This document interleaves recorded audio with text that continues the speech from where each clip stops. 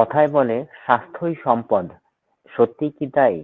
বিষয়টি যদি একটু ব্যাখ্যা করে বলেন স্যার।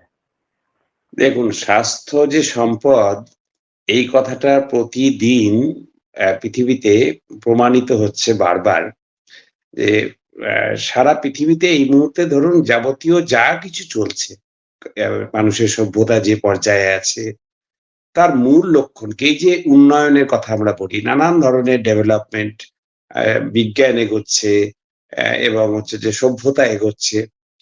আল্টিমেটলি এর শেষ লক্ষ্য কিন্তু হচ্ছে মানুষের সুস্থভাবে ভালোভাবে বেঁচে থাকা, এবং স্বাস্থ্য মানে সেটাই।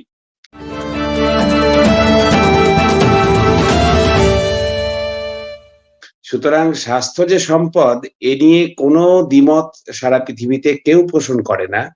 কারণ স্বাস্থ্য যদি ভালো না থাকে, যত সম্পদশালী যত বিত্তশালী মানুষই হোক না কেন, তিনি যদি অসুস্থ থাকেন, তিনি যদি রোগে ভোগেন, তিনি যদি সামাজিক, মানসিক এবং শারীরিকভাবে সুস্থ না থাকেন, তাহলে ওই বিত্ত ভোগ করবার মতো পরিস্থিতি তার থাকে না। এবং আমরা দেখেছি যে বহু বিত্তবান মানুষ, মানে অন্য দিক দিয়ে সম্পদশালী, কিন্তু তার স্বাস্থ্য হয়তো খারাপ, তার সুখ হয় না।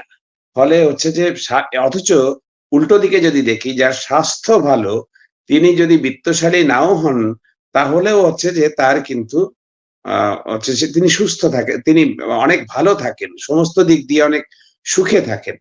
ফলে স্বাস্থ্যই যে সম্পদ, এ কথায় সারা পৃথিবী এক বাক্যে মেনে